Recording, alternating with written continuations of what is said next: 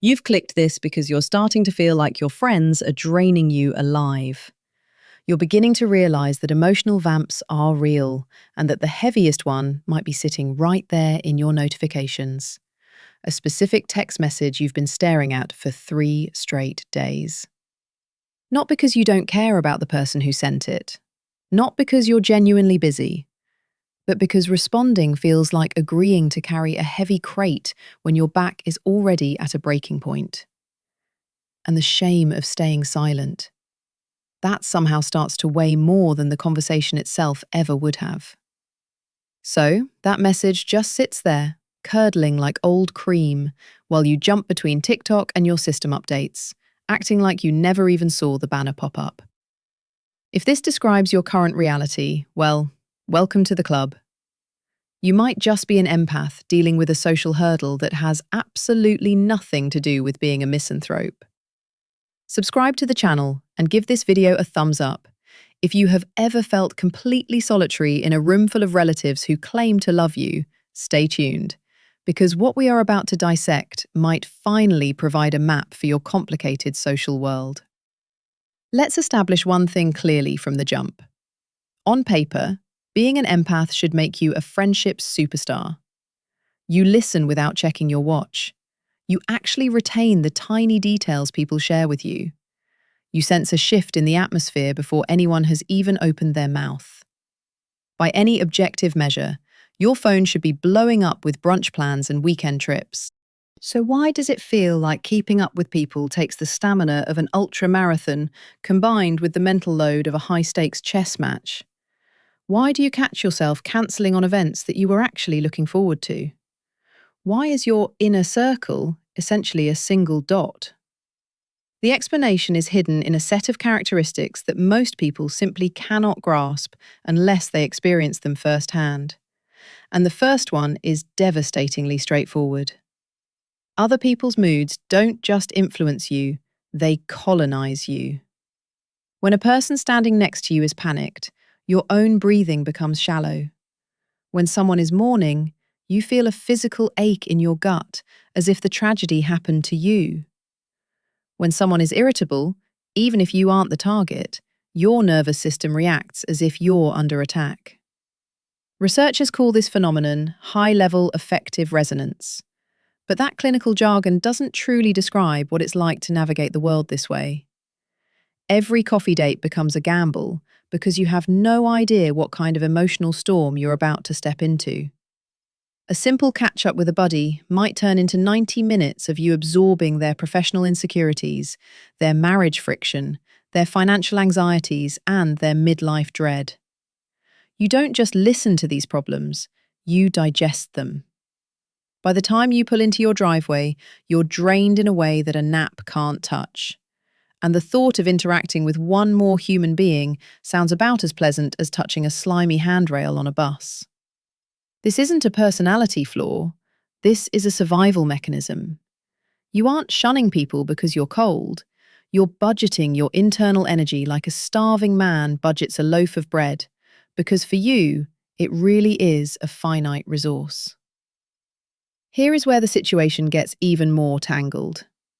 Empaths develop this hypersensitive sincerity filter that makes casual, breezy friendships almost impossible to maintain.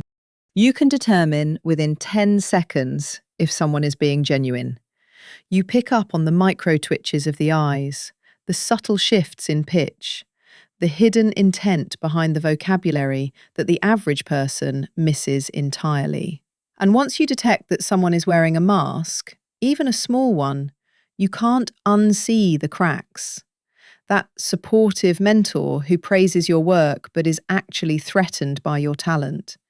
You feel both the praise and the jealousy at once, and it's nauseating. The friend who asks, "How are you?" but is clearly just waiting for a pause so they can vent about their car. That hollow politeness makes your skin crawl. Most people can engage in small talk and surface-level banter without a second thought. It is the social grease that keeps society moving. But for an empath, every fake interaction feels like trying to swallow food that has gone rancid. You can physically do it, sure, But why would you put yourself through that when being alone feels so clean? This isn't about being a snob. It's not about thinking you're superior to people who can handle faking it till they make it. It is a physiological response to a lack of alignment. So you stop showing up to the parties where you know the atmosphere will be a performance. You stop watering friendships that force you to play a role. You don't acknowledge what you clearly perceive. And to a casual observer, this looks like choosing to be a hermit, when in reality, it's a retreat from sensory saturation. The third characteristic is the one that burns more empathic bridges than anything else. You end up as everyone's unpaid therapist, and it never occurs to them to ask if the therapist is actually okay. It starts so quietly, you don't even see the pattern forming. A coworker leans on you and you help them find peace. They come back again because you're a natural at it. Before long, every lunch break is about their crisis, their drama, their path. And you're the strong one. You must be fine because you're the one holding the flashlight for everyone else in the dark. Nobody notices you're gasping for air because you've practiced how to drown silently, with a polite expression, while handing out life jackets to everyone else. This creates relationships that are fundamentally lopsided. You are an encyclopedia of their lives. You know their childhood scars, their deepest regrets, their toxic loops. They know almost nothing of substance about you because there is never a seat at the table for your feelings. And on those rare days you try to open up, the spotlight somehow swings back to them within 2 minutes. You become painfully aware that you are the fountain and they are the bucket. But speaking up feels cruel because they didn't explicitly ask for this dynamic, and you didn't draw the line early enough to stop the creep. So eventually, you just fade out. You stop texting back, stop making the first move, stop being available, and they are baffled because from their seat, the friendship was great. But you've been eroding into nothingness for months, and you simply have nothing left to give. Now, let's address the boundary obstacle, which isn't so much about a lack of walls, but about the fact that building them feels like eating jagged rocks. When you tell someone no, you don't just witness their reaction. You internalize their reaction as if it's vibrating inside your own skeleton. Their sadness becomes your sadness. Their annoyance becomes your annoyance. Your own brain, that double agent, treats their negative emotion as a fire you started and now have to extinguish. So you cave. You change your no to a yes. You sacrifice your own peace just to stop the internal sirens from blaring. This is how empaths stay trapped in social circles that contradict everything they believe in. You put up with unreliability, even though you value consistency. You excuse toxic behavior, even though you'd tell a stranger to run for the hills. You keep pouring into people who never pour back, because enforcing a hard limit means feeling the heat of their response. And that short-term sting feels more unbearable than the long-term rot of a bad friendship. Until one day, the dam breaks. You finally say, enough, and the relationship shatters, because it was never grounded in reality to begin with. And there you go again, standing alone, resetting the clock, wondering if you are fundamentally broken. Here is a reality check that might be hard to hear. Empaths often look for a level of connection that most people aren't equipped to offer. You aren't looking for a vibe or a drinking buddy. You aren't satisfied with staying in touch via memes and happy birthday posts. You crave depth. You want the heavy stuff. You want a mirror. You want to be understood, not just utilized. This isn't an unreasonable request, but it is statistically difficult to find because most individuals are moving through life with significantly less emotional bandwidth than you use just to get through breakfast. They are literally unable to provide the kind of bond you're hunting for. Not because they are villains, but because their internal wiring is different. So, you wait. You'd rather choose the void than settle for a connection that feels like a costume. You'd prefer one genuine anchor over 10 superficial acquaintances. This patience is often mislabeled as being too picky or socially awkward. But you've learned something through trial and error over the years. A shallow friendship feels more isolating than actual loneliness. At least when you're on your own, you don't have to wear a mask. At least when you're alone, you don't have to twist your personality to fit into a box that's too small. At least when you're alone, your own voice isn't being drowned out. But this is where it gets dangerous. And this is the sixth trait that keeps empaths locked away even when they shouldn't be.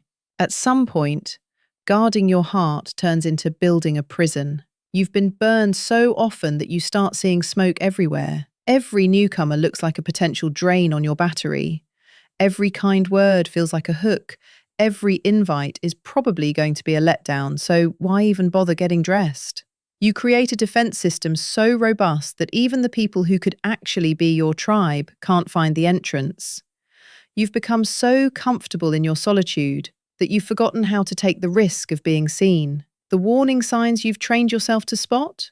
You're now projecting them onto harmless behavior. Someone reaches out a lot because they genuinely like you, but you label it as clingy. Someone takes their time to trust you because they're shy, and you decide they are unreachable before even trying to talk. Every new person is filtered through your library of past betrayals, and you kill the connection before it even has a chance to breathe. This isn't intuition. This is trauma wearing a wisdom hat, and moving past it requires you to be brave enough to be hurt again, which feels about as fun as jumping off a cliff and hoping the wind catches you.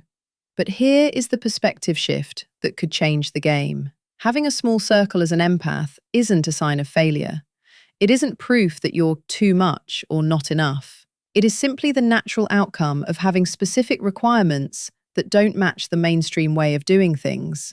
If you have just one person who truly sees you, who balances the scales, who contributes as much as they take, you aren't missing out on a dozen surface-level friends who would leave you feeling empty anyway. Quality over quantity isn't just a cope for the lonely.